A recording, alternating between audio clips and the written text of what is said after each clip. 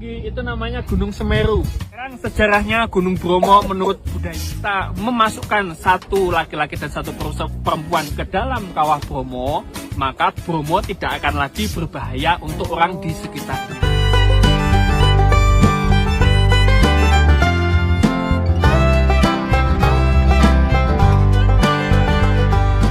Kawahnya kecil.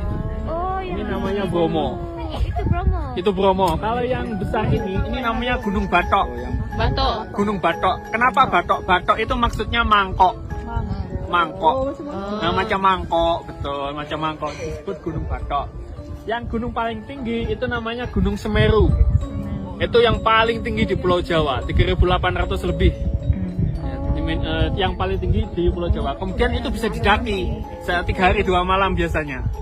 Itu lagi. Sudah aktif, semuanya masih aktif. Semuanya masih aktif. Kalau yang Semeru itu barusan erupsi. Setiap Januari dia erupsi. Setiap Januari. Ya betul. Untuk terus sejarahnya, sejarah geografinya, Gunung Bromo dulu itu satu pegunungan api yang besar.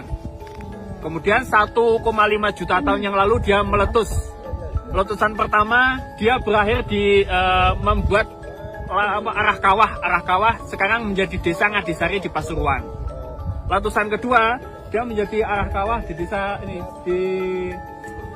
tak kelihatan dari sini, namanya desa Cemorolawang. Cemorolawang Cemorolawang ke sana itu. Letusan kedua. Letusan ketiga, nah ini di situ itu yang besar tuh. Nah, yang besar dulu. Nah, letusan keempat ini Gunung Batok. Nah, Gunung Batok mati, letusan kelima sekarang jadi Bromo. Karena ya umurnya itu tadi 1,5 juta tahun yang lalu sebenarnya. Meletus, lebih kecil lagi, meletus, kecil lagi, meletus, kecil lagi, dan akhirnya jadi Bromo. Oh, itu yang paling kecil Bromo. Ya, yang paling kecil sekarang itu Bromo, yang paling pendek itu. Itu memang sampai saya. Betul. Oke, terus selanjutnya yang di bawah kita itu viewpoint King Kong. Itu yang ramai itu orang tuh. Itu yang ramai King Kong. Itu namanya viewpoint King Kong. Kita sekarang ada di viewpoint Pau. Ini namanya viewpoint Pau. Yang paling tinggi itu Kak, di antena-antena, di bawah antena. Nah, itu viewpoint 1. Yang paling tinggi. Viewpoint 1, Pau, King Kong, di bawahnya ada Love Hill. Di bawah Love Hill ada namanya viewpoint Dinklage. Semuanya ini masuk penanjakan 1.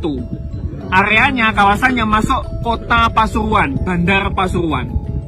Nah, di bawah kita, di bawah sini, ini ada namanya penanjakan 2 atau viewpoint 2, atau kita biasa sebut dengan Seruni Point. Seruni Point, Cemorolawang yang sebelah sana ini masuk kawasan Probolinggo. Bukan Pasuruan, bukan Malang, tapi Probolinggo. Kemudian yang sebelah sana, yang bukit paling tinggi, itu namanya B29. B29 itu masuk kawasan Lumajang. Nah, B29 sampai ke sana itu, sampai lurus ke sana itu masuk kawasan Lumajang, bukan kawasan Probolinggo. Sini Pasuruan, Probolinggo, Lumajang. Nah, kemudian tempat kita datang tadi sebelah sana, itu wilayahnya Kabupaten Malang. Nah, jadi Taman Nasional Bromo Tengger Semeru itu ada di 4 kawasan. Pasuruan, sini Probolinggo, sebelah sana Lumajang, sebelah sana adalah Malang. Gitu, bagus ya. Oke, sekarang kawasannya. Kawasan sebelah sana, ini di sebelah kanannya Gunung Batok, itu kita sebut dengan Widodaren. Kenapa Widodaren? Karena di situ, di gunung yang ada garis-garisnya, itu ada gua kecil. Gua kecil itu di dalam gua ada mata air. Mata air yang selalu ada meskipun di musim kering. Dan itu disucikan oleh suku Tengger. Oh ya, belum sejarah suku Tengger ya nanti. Oke, nanti saya jelaskan. Nah, di dalam gua tadi ada sumber mata air yang selalu ada airnya, disebut dengan Widodaren, sumber Widodaren. Arti dari Widodaren adalah bidadari. Karena yang percaya bahwasanya siapa yang bisa masuk ke dalam gua kemudian ngambil airnya itu akan tetap cantik, muda, seksi seperti saya. Ya, intinya begitu. Rasanya gitu. Widodaren atau bidadari. Oke, kemudian selanjutnya di bawah sini, yang di bawah awan itu nanti ada lautan pasir. Ini sampai sana. Lautan pasir. Ada juga nanti puranya, tapi tak nampak dari sini, masih tertutup oleh awan. Sebelah sananya Gunung Bromo itu disebut dengan kawasan pasir berbisik. Nah, pasir berbisik. Selepas pasir berbisik disebut dengan kawasan savana. Savana tempat kita tadi, tadi malam itu kita lewat situ, cuma tak nampak. Nah, gitu ya. Nah, di savana itu ada spot tiga favoritnya. Yang pertama adalah Bukit Teletubbies. Yang kedua adalah kayu viewpoint dari Teletubbies. Itu ada pokoknya gitu Kak, pokok yang tinggi. Nah, di situ kita biasanya camping di situ. Kemudian yang ketiga di Watu lupa saya. Watu Gede, di Watu Gede, situs Watu Gede. Nah, ini juga viewpoint juga. Nah, ini tadi semua adalah yang dalam kawasan Bromo. Oke, sekarang sejarahnya Gunung Bromo menurut budaya.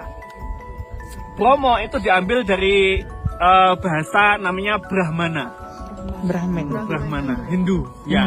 Nah, agama di sini adalah kepercayaan orang sini adalah Hindu.